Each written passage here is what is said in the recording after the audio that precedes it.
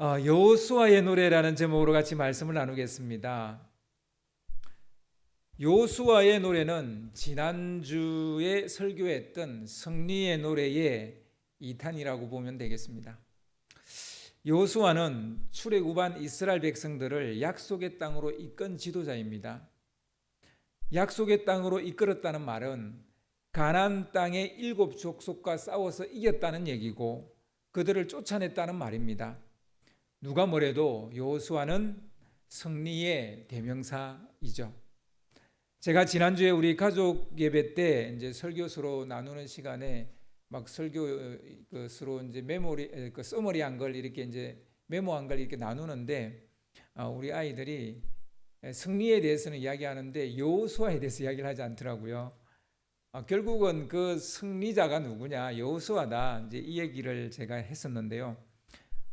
누가 뭐래도 여호수아는 승리의 대명사입니다. 예수와 곧 예수 그리스도도 우리 안에 있는 사망의 권세를 쫓아내고 우리를 하나님의 나라로 이끄는 대장이시죠. 그러므로 승리의 대명사인 여호수아와 예수 그리스도에게서 우리는 승리하는 법을 배워야 됩니다. 여호수아와 예수는 같은 말이라고 했죠. 결국 예수 안에서 우리는 승리하는 법을 배워야 된다, 이렇게 말할 수 있을 겁니다. 특별히 오늘은 여호수아에게서 승리의 노래를 부르는 법을 우리가 배우고자 합니다. 여호수아는 이스라엘 민족의 출애굽과 광야 생활과 그리고 가나안 정복과 정착까지 경험한 사람입니다. 경험한 것뿐만 아니라 이 기나긴 여정을 통과하면서 지도자가 되어졌던 사람입니다. 출애굽하는 것은 모세가 지도자였을런지 모르지만 가나안 땅을 정복하고 정착시키는 것은 여호수아였다라는 것입니다. 따라서 여호수아를 이해하려면 큰 그림으로 봐야 됩니다. 이 여정 중에 일어난 수많은 사건들마다 우리에게 던지는 메시지가 작지 않습니다. 하지만 우리는 이 여정을 세세한 나무가 아니라 숲 전체를 보듯이 큰 그림으로 보아야만 여호수아가 보인다라는 것이에요. 그래서 큰 그림으로 보면 승리가 어떤 것인지 우리가 알 수 있습니다. 큰 그림으로 볼 때 우리는 여호수아에게서 한 가지 놀라운 삶의 자세를 발견하게 됩니다. 그 삶의 자세, 그것이 무엇일까요? 저는 전념하기다라고 말하고 싶어요. 전념, 이 바이러스 전념 말고요, 혼신의 힘을 다해서 막 몰두하는 거, 그 전념을 말합니다. 우리는 이 전념이라는 말을 헌신이라는 말로도 사용할 수 있고요. 영어 dedicate라는 말이 이제 이 전념 혹은 헌신이란 말인데요. 이 단어, 이 dedicate에는 2가지 뜻이 있습니다. 하나는 무언가를 신성하게 하다라는 그런 뜻이 있어요. 무언가를 신성하게 하다. 그리고 다른 하나는 오랫동안 무언가에 전념하다, 이런 뜻입니다. 오랫동안 무언가에 전념하다. 이 말은 우리가 무언가에 전념하기로 선택하는 것은 곧 신성한 일이 된다라는 거예요. 신성한 일. 그래서 전념 혹은 헌신은 오랫동안 변하지 않고 꾸준히 충성하는 것, 이런 말로도 우리가 표현할 수 있을 겁니다. 지난주에 이제 저희 교단에 각 지방회별로 이제 지방회가 열리게 되는데 그걸 앞두고 감찰별로 감찰 모임이 있었습니다. 그러니까 1년에 우리 목회자 모임이 보통 여러 번 있는데 지금 코로나 상황 때문에 거의 처음으로 모인 거나 다름이 없었어요. 오랜만에 여러 목사님들을 만나서 이제 이렇게 서로 담소를 나누고 있었는데 이야기 중에 어느 목사님이 저에게 물었어요. 박 목사님, 요즘 어떤 책을 읽으세요? 목사님이 읽는 책 중에서 딱 한 권만 추천한다면 어떤 책을 추천해 주고 싶으세요? 라고 묻더라고요. 아마 제가 이제 다독가라는 사실을 그분이 아셔서 이렇게 물어본 것 같아요. 그래서 제가 딱 한 권을 소개해 주었습니다. 한 권만 소개해 달라는데 여러 권 할 수도 없고, 그래서 딱 한 권을 소개를 했는데 올해 1월 5일에 출간된 책이에요. 그래서 제가 그 책을 추천을 해줬는데, 피트 데이비스라는 사람이 쓴 전념이라는 책이에요. 전념. 여러분도 이 책을 읽어보시기를 제가 권하고 싶습니다. 행복과 성공을 동시에 잡고자 하는 사람이라면 반드시 읽어볼 책이 아닌가 싶습니다. 저자 피트 데이비스는 우리 시대의 문화, 우리 시대를 혹은 이 사회를 액체 문화 혹은 액체 사회로 진단을 합니다. 물론 이 말을 처음 쓴 사람은 바우만이라는 사람인데, 아무튼 이 저자는 우리 시대를 액체 문화, 액체 사회라고 진단을 합니다.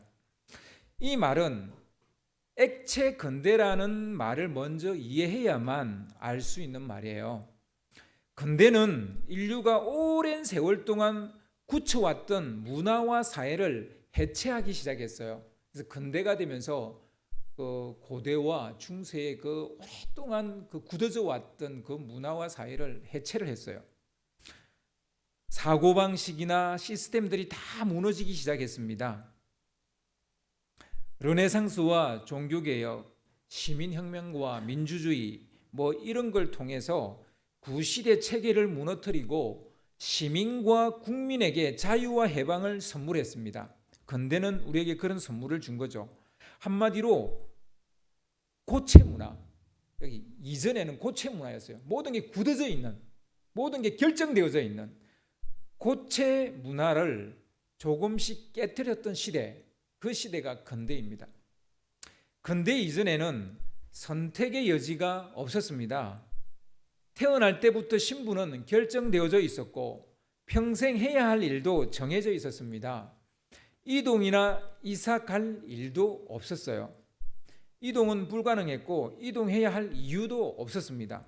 한마디로 고체 문화였고 고체 사회였어요. 근대 이후로 인류는 점점 더 많은 자유와 선택지를 가지게 됐습니다. 모든 분야에 있어서. 오늘날 우리 사회는 선택의 여지가 너무 많아요. 무한 탐색을 하는 시대가 되어졌습니다. 무한 탐색. 한마디로 액체 문화와 액체 사회가 되었다는 거예요. 액체가 뭡니까? 유동적이고 모양이 마음대로 변할 수 있는 거죠. 이런 액체 문화, 액체 사회가 됐다는 거예요. 원하기만 한다면, 약간의 대가 지불만 하면 언제든지 선택지를 바꿀 수 있습니다. 배우자도 바꿀 수 있고 집도 바꿀 수 있고요. 직업도 바꿀 수 있고요. 뭐든지 바꿀 수 없는 게 하나도 없어요. 다 바꿀 수 있어요. 그런 시대에 우리가 지금 살고 있습니다. 그러나 이런 자유로운 문화와 선택지가 혹은 많은 이런 선택지가 많은 이런 사회, 그러니까 자유롭고 선택지가 많은 이런 사회, 이런 문화가 필연적으로 앉게 되어지는 함정이 있다라는 것을 우리가 몰랐던 거예요. 그것은 어떤 일에 혹은 목표에 전념하지 못하게 한다는 거예요. 자꾸 선택지가 너무 많다 보니까 하나에 전념을 하지 못하는 거예요. 자유가 많아지고 선택지가 많아지면 불확실함도 덩달아 같이 늘어나는 거예요. 선택지가 많다라는 것은 불확실하다는 얘기예요. 그러니까 왜 고대인들보다 중세인들보다 현대인들이 더 불안하냐 하면 불확실함이 더 많기 때문이에요. 이 불확실함은 당연히 고체 사회가 무너졌기 때문이에요. 모든 게 액체 사회가 됐기 때문이에요. 불확실함이 늘어나니까 당연히 결정마비, 선택장애 이런 것을 앓게 되는 거죠. 뿐만 아니라 질서가 사라져서 아노미 현상이 일어납니다. 그러니까 무법천지가 되는 거예요. 그러니까 자기 좋을 때란 거예요. 내 마음에 좋을 대로 하는 거예요. 소돔과 고모라와 똑같은 그런 현상이 일어나요. 이렇게 되면요, 자유는 있는데 안정감은 없어요. 하나 제대로 딱 고정되어 있는 게 없으니까 늘 불확실해요. 그러니까 안정감이 없는 거죠. 그리고 너무나도 피상적인 삶을 살아갑니다. 그 어디에도 깊이를 찾을 수가 없어요. 뭐 관계든 일이든 그 모든 것에 깊이가 없어요. 그 장인이 오지 않습니다. 이렇게 되면. 물론 무한한 자유가 주어질 때 진짜 자아를 찾게 돼요. 그리고 선택지가 많을 때 새로운 것들을 더 많이 경험합니다. 그래서 이 선택지가 많고 무한한 자유가 있을 때는 자기를 찾은 것 같고 내가 누군지를 이것저것 해보면서 내가 누군지 그리고 내게 뭐가 맞는지 뭐 이런 걸 찾은 것 같고 그리고 또 새로운 것들을 많이 경험하게 됩니다. 그런데 조금 깊이 생각을 해보면 행복과 성공이 진정한 자기를 찾는 데서 오는 게 아니라는 거예요. 새로운 것을 많이 경험한다고 해서 오는 것도 아니라는 거예요. 우리는 약간 속았던 겁니다. 무언가 의미 있고 가치 있는 일을 해냈을 때, 잘 들으셔야 돼요. 뭔가를 해냈을 때 행복과 성공은 찾아온다라는 것을 뒤늦게 이제 우리 현대인들이 깨닫게 되고 있는 겁니다. 현대인들은 액체 인간이 되어 무엇 하나 진득하게 하는 게 없어요. 끊임없이 탐색 모드로 살다가 피상적으로 살다가 아무것도 이루지 못하고 생을 마감하는 그런 인생들이 되어가고 있다는 거예요. 사실 이 시대 그리스도인들도 액체 문화와 액체 사회라는 커다란 흐름에 같이 떠내려가고 있는 것 같아요. 이런 문화적 사회적 분위기 속에서 행복한 그리스도인의 삶, 성공적인 그리스도의 삶, 이 두 마리 토끼를 다 잡기가 어려운 거죠. 그래서 이것을 다 잡기 위해서는 성경에 등장하는 인물들에게서 우리가 배울 필요가 있습니다.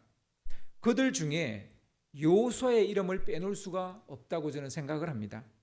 저는 그를 전념하기로 굵직한 삶을 살고 그 삶의 결과물을 남긴 사람이라고 주저없이 말하고 싶습니다. 어떤 연유에서 그런지 몰라도 요수아는 항상 모세의 그늘에 가려져 있었어요. 유대인들 때문일까요? 유대인들은 모세를 너무 위대하게 보기 때문에 여호수아를 보지 못하는 우를 범했어요. 지금도 그들은 모세로 인해서 예수 그리스도를 보지 못해요. 여러분, 모세가 위대한 인물이 아니라 여호수아가 사실은 위대한 인물이에요. 여호수아를 우리가 알아야 돼요. 그가 곧 예수하고 예수예요. 그것의 상징적인 존재예요. 우리는 아브라함을 너무 바라보니까 이삭을 못 보는 경향이 있죠. 그하고 비슷해요. 아무튼 거두절미하고 우리는 여호수아를 보아야 돼요. 출애굽과 가나안 정착까지의 기나긴 여정을 간통한 사람, 그 사람이 여호수아입니다. 모세도 그것을 간통하지 못했어요. 그는 요단강에서 멈췄어요. 더 이상 나아가지 못했어요. 그러나 출애굽에서부터 가나안 정착까지 그 모든 기나긴 여정을 통과한 사람, 그리고 그 모든 것의 결국 최종 지도자가 된 사람, 그 사람은 여호수아라는 겁니다. 애굽에서의 노예 생활은 말 그대로 고체 생활이에요. 애굽에서의 생활은 고체 생활이었습니다.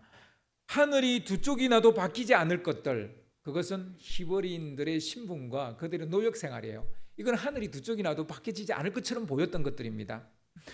그들은 바로와 애굽 사람들을 위해서 일하는 노예였어요. 노예는 비자발적 헌신을 하는 사람들이에요. 이 사람도 헌신은 해요. 근데 이게 비자발적이에요. 자기가 하고 싶어서 하는 게 아니에요. 노예니까 어쩔 수 없이, 종이니까 어쩔 수 없이 하는 거예요. 이런 생활이 행복할 리가 없죠. 그들의 노역으로 만든 것은 세계 7대 불가사의 중에 하나인 피라미드일 수 있어요. 그 피라미드를 유대인들이 만들었다고 해서, 그 피라미드를 히브리인들이 만들었다고 해서 그들의 삶이 성공적이었습니까? 행복했습니까? 아니잖아요.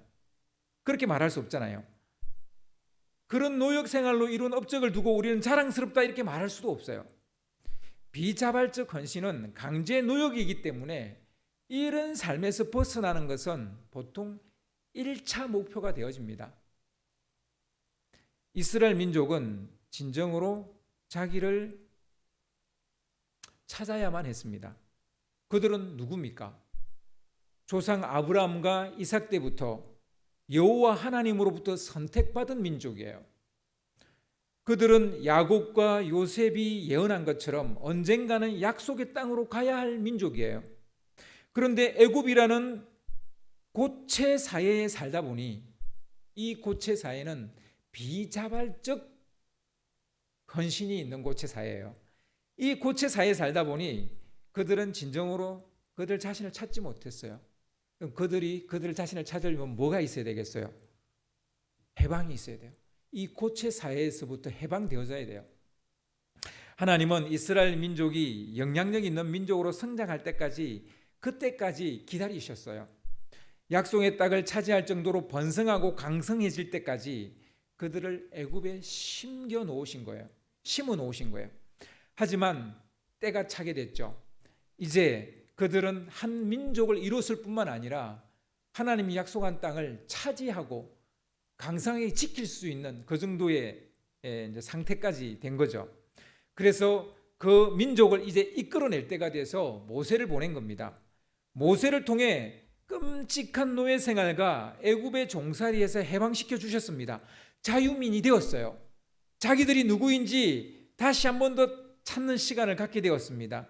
자유의 몸이 되었던 것은 정말 꿈만 같았고 세상이 그렇게 아름다울 수가 없었습니다.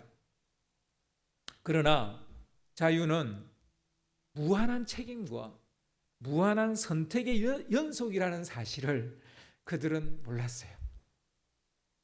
자유가 내가 누군지 내 자아를 찾기는 해줬는데 무한한 책임과 무한한 선택 앞에 서게 된다는 걸 몰랐던 거예요.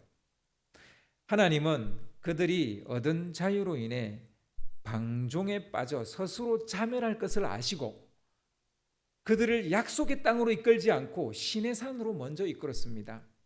하나님은 이 백성과 거기서 계약을 맺으려고 하는 거예요. 나에게 속한 백성이다라는 것을 분명하게 하려고. 그러니까 비자발적 고체 상태에서 자유를 얻는 액체 상태가 되었지만 이것까지는 안 돼. 이것 가지고는 안 된다는 거예요. 자발적 고체 상태로 다시 가야 된다는 거예요. 그래야만 이 민족이 살아남을 수 있다라는 겁니다. 그래서 하나님께서 시내산에서 그 백성과 계약을 맺는 거죠. 이것만이 그들이 얻은 자유 안에서 행복하게 되고 성공적인 삶을 사는 유일한 길이기 때문입니다. 그러나 이 백성을 강제로 하나님의 백성이 되게 한다면 애굽의 바로 왕과 뭐가 다르겠습니까? 그래서 하나님은 그들이 자발적으로 헌신할 수 있도록 하십니다. 자원에서 소원을 갖기를 원하는 거예요. 하나님 믿는 것을 스스로 바라기를 원하는 거예요. 자발적으로 하나님을 믿고 따르는 삶을 살게 하기 위해서 하나님은 자신이 어떤 신인지를 그들에게 알려주십니다. 경험으로도 알려주시고 계시로도 알려주십니다. 그들에게 광야가 필요했던 이유가 바로 이것입니다. 광야를 통해서 우리 인간들은 하나님이 없이는 아무것도 할 수 없는 존재라는 것을 깨닫게 되는 거예요. 하나님의 은혜와 도우심이 없이 살 수 없다는 것을 깨닫게 되는 것입니다. 이스라엘 백성이 애굽을 떠나기 전에 하나님께서 굳이 꼭 10가지 재앙을 내린 이유가 바로 여기에 있는 거예요. 꼭 굳이 10가지 재앙을 내려야만 합니까? 라고 물을 때 그 이유가 여기에 있는 거예요. 그 백성이 자발적으로 애굽을 떠나게 하시려고 그랬다라는 것입니다.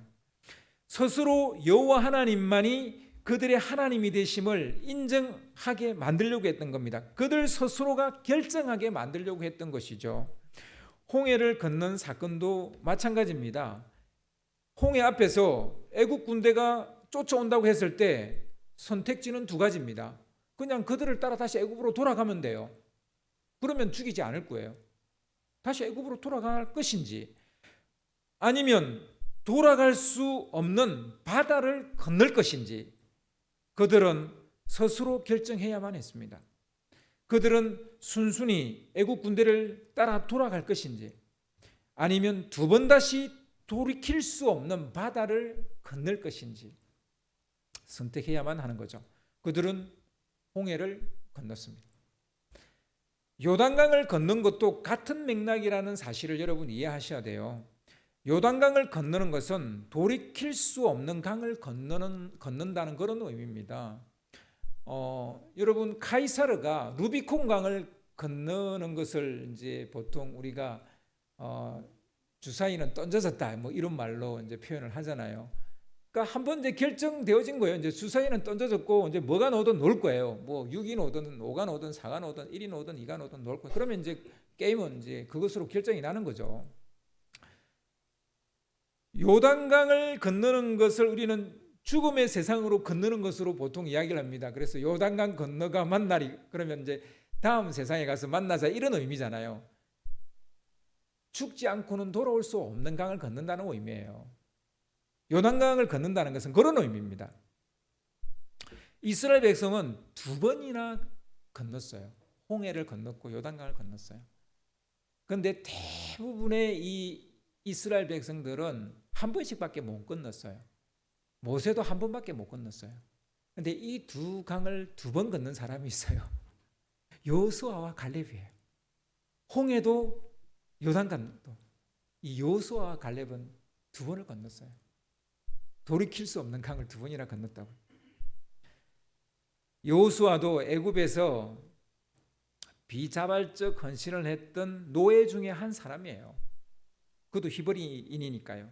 그런데 다른 모든 히브리인들이 얻었던 것처럼 그도 자유를 얻었어요. 홍해를 건넜으니까.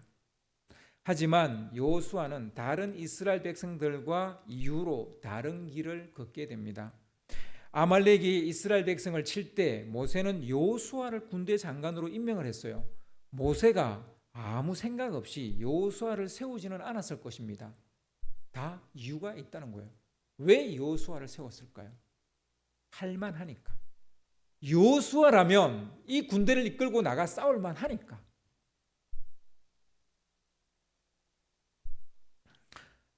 모세는 여호수아에게 무엇을 보았을까요? 여호수아는 모세가 자기를 군대 지휘관으로 세울 때 거절하지 않습니다. 저는 못해요 그러지 않았다. 하나님의 말씀을 받기 위해 모세가 시내산으로 올라갈 때 다들 시내산 올라가는 걸 두려워했어요. 벌벌벌 떨었어요. 하나님이 자기들 죽일까 봐. 근데 여호수아는 같이 올라가자는 모세의 말에 실은 내색하지 않고 따라 올라갑니다. 가나안 땅을 정탐하고 돌아와서 그 땅이 어떤 땅인지 여호수아도 알아요. 거민을 삼키는 땅이란 거 알아요. 그 성은 강하고 견고하다는 거 알아요. 그럼에도 불구하고 여호수아는 하나님이 도우실 것을 믿고 올라가자라는 긍정적인 주장을 했습니다.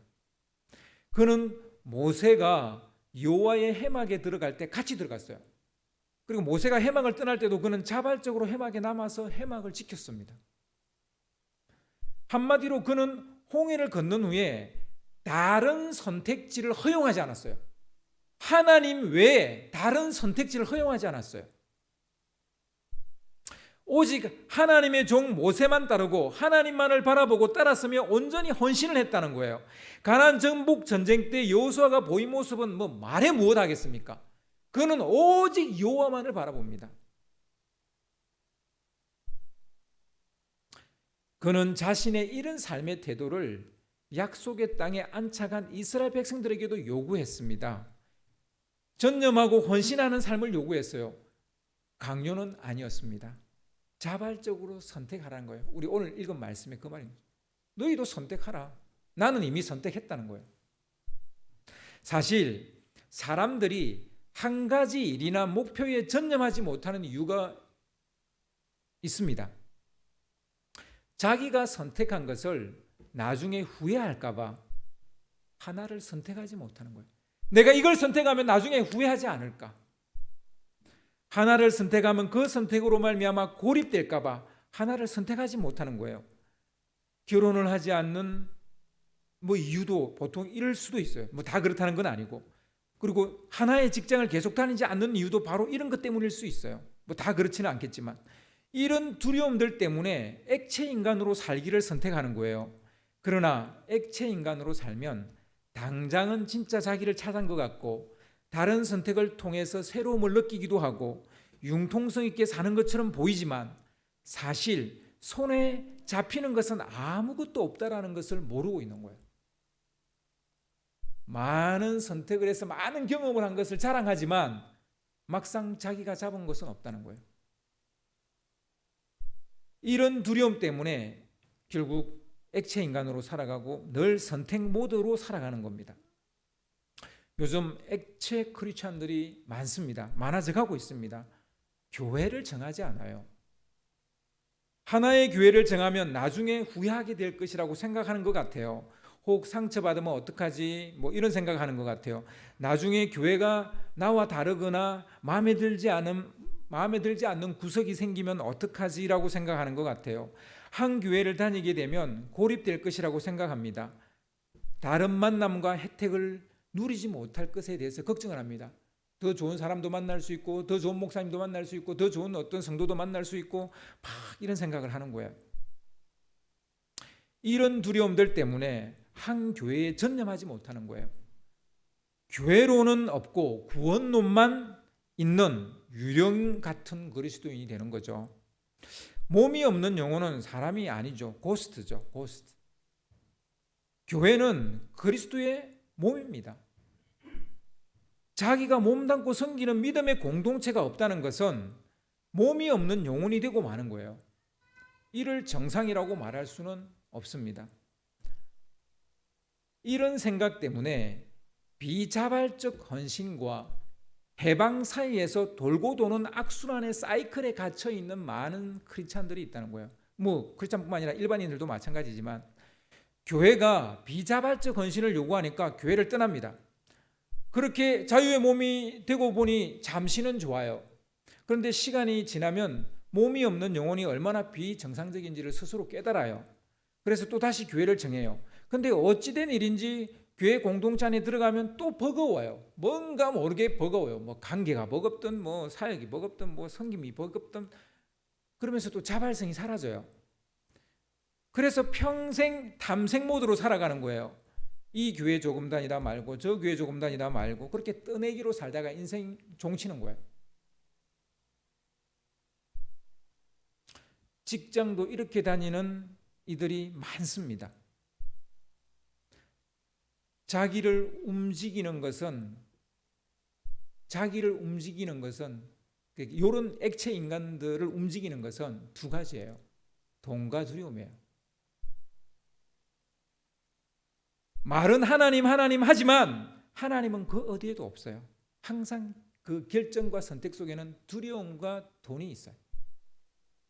그러니까 돈 좀 많이 주냐, 그리고 아까 말했던 이런 두려움, 내가 고립되지는 않을까, 유대관계가 여기서 멈추지는 않을까, 더 좋은 선택지를 찾지 못하게 되지는 않을까, 이런 두려움.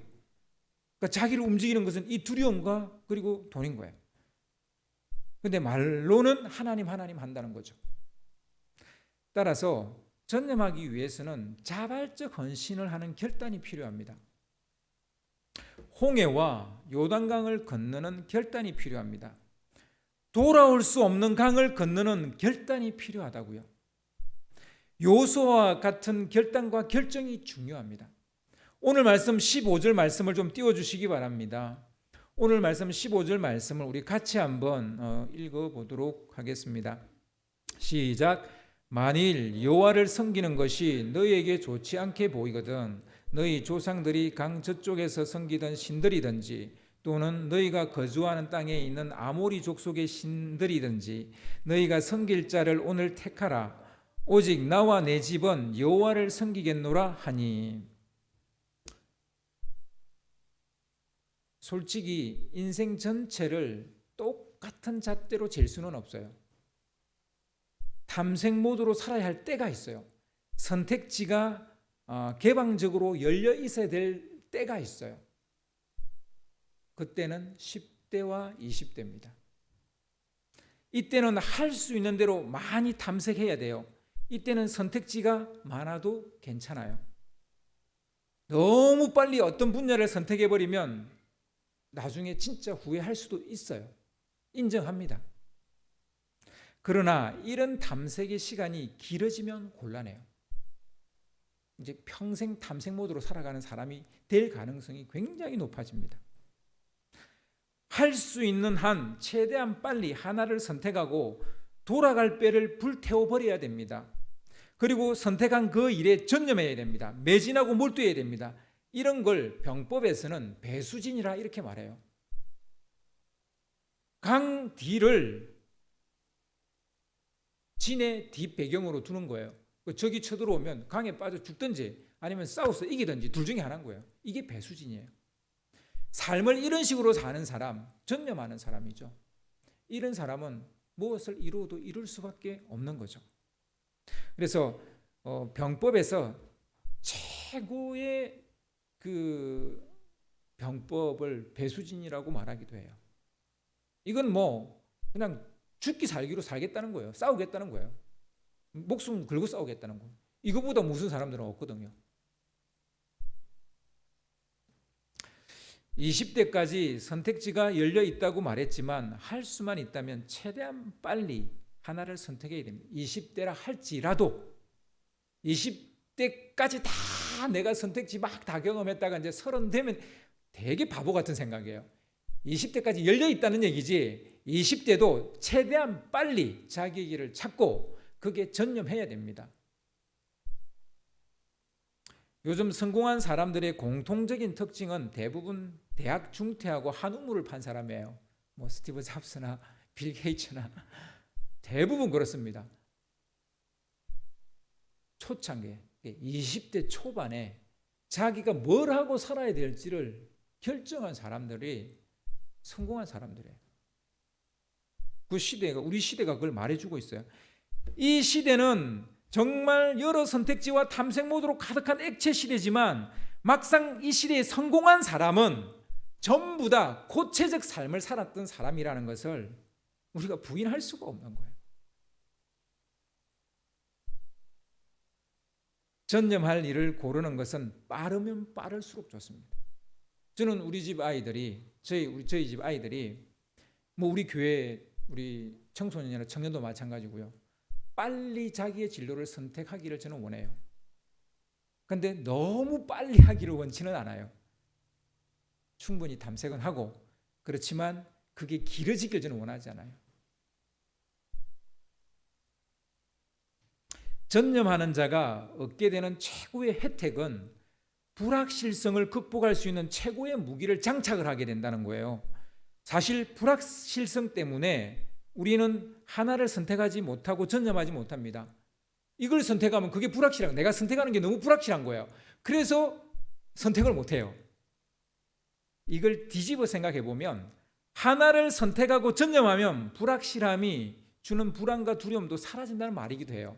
이거는 어떻게 내가 이 말을 보느냐에 따라 달라지는 얘기예요, 사실은. 그런데 우리는 왜 그 앞에 걸 선택하는지 몰라요. 내가 하나를 선택하면 이 선택에 내가 후회하진 않을까.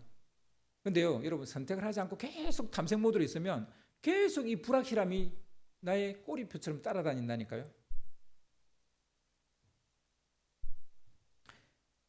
전념하는 자가 얻게 되는 두 번째 혜택은 하나에 전념하기 때문에 다른 것과 비교를 하지 않게 된다는 겁니다. 탐색 모드로 살아가는 사람은 다른 것을 너무 많이 경험해봤기 때문에 끊임없이 비교를 하지 않을 수가 없게 됩니다. 그래서 많은 경험이 반드시 유익한 건 아니에요. 연애 경험이 많은 사람이 결혼 잘합니까? 꼭 그렇지는 않아요. 그냥 첫눈에 반한 사람과 결혼해서 그 배우자에게만 전념하고 살아도 충분히 행복할 수 있습니다. 저희 집사람 보세요. 23살에 결혼했어요. 저희 집사람보다 더 빠른 사람이 한 사람 더 있긴 해요. 우리 건상아 자매님. 여러분, 많은 것을 경험한다고 해서 반드시 그게 행복하다? 성공한다? 그렇지 않아요. 여러분, 빨리 하나에 전념해도 성공할 수 있고 행복할 수 있습니다. 여러분, 거짓 메시지에 쏘아 넘어가면 안 돼요. 액체 사회가 우리에게 많은 거짓말을 하고 있었는데 우리가 사실은 몰랐던 거죠. 전념하게 되면 우리가 얻게 되는 세 번째 혜택은 삶의 깊이입니다. 깊이. 전념하게 되면 깊은 관계를 맺게 되고 깊은 이해를 하게 됩니다. 전념할수록 무엇이 아름답고 좋은지, 무엇이 진실인지 서서히 그러나 더 명확하게 이해하게 돼요. 많은 경험은 그냥 얕은 물가에서 노는 거하고 똑같아요. 진짜 사랑을 경험한 사람은 많은 연인을 만난 사람이 아니에요. 도리어 많은 연인을 만난 사람은 사랑이 뭔지 몰라요. 한 사람을 깊이 사랑하고 살아온 사람이 진짜 사랑을 아는 사람이에요. 니마 그 강을 건너지 마오. 그 다큐 영화 여러분 보셨습니까? 저는 영화관에서 보면서 얼마나 울었는지 몰라요. 이 영화를 보면서. 거의 부부가 50평생, 60평생을 살아도 사랑할 수 있는 거예요. 정말 너무너무 나이 많은 노부부가 낙엽 던지면서 서로 이렇게 노는 걸 볼 때, 야, 저럴 수도 있구나. 있는 거예요. 그거는 남픽션이 아니잖아요. 그 남픽션이잖아요. 실화잖아요, 실화.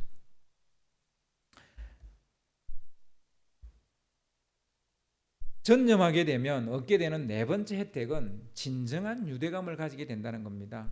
사람들은 어떤 하나의 세계나 관계에 갇히는 것을 두려워합니다. 고립되는 거라고 생각을 해요.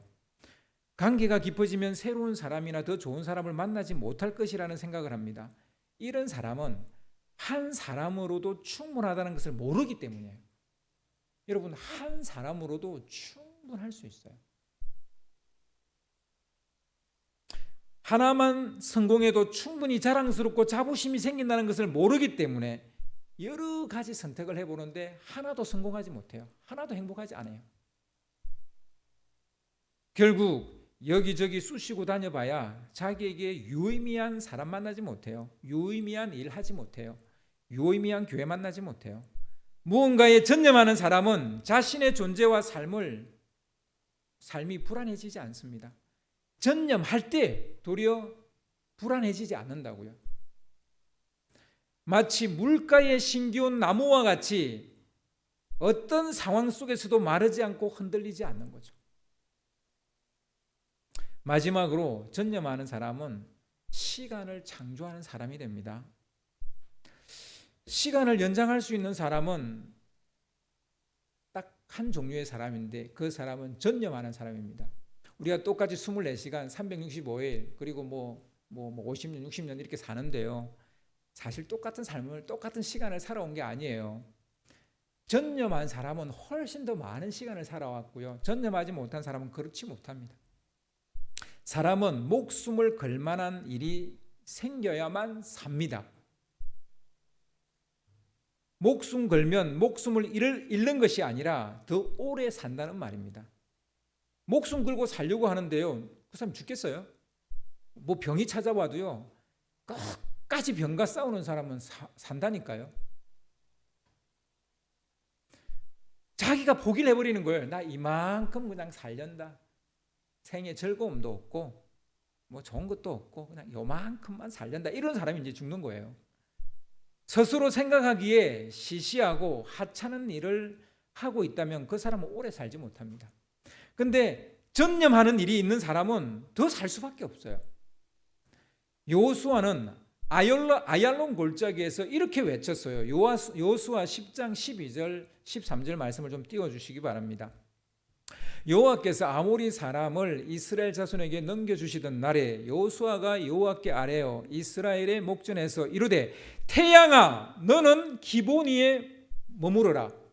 달아 너도 아얄론 골짜기에 그리할지어다 하매 태양이 머물고 달이 멈추기를 백성이 그 대적에게 원수를 갚기까지 하였느니라. 야살의 책에 태양이 중천에 머물러서 거의 온 종일토록 내려가지 아니하였다고 기록되지 아니하였느냐. 우리는 달과 태양을 멈춘 거에 와 그러는데 뭔가 중요한 걸 못 본 거예요. 중요한 건 시간이에요. 지금 이 시간이 끝나버리면, 즉 해가 떨어져 버리면, 전쟁이 끝나면 이 남방 지역에 있는 여러 족속들과 싸우면서 막 지금 이기고 있는데, 지금 해가 떨어져 버리면 이 싸움이 어떻게 될지 알 수가 없는 거예요. 그래서 여기서 싸워서 이겨야만 남방은 팍 평정하고 이제 북방으로 올라가는 거예요. 그래서 이 하루의 시간을 벌었다고 생각하시면 착각이에요. 남방의 수많은 그 족속들을 몰아내는데 얼마나 많은 시간이 걸릴지 아무도 몰라요. 근데 오늘 하루만 더 번다면 우리는 하루를 버는 게 아니라 더 많은 시간을 벌게 되는 거예요.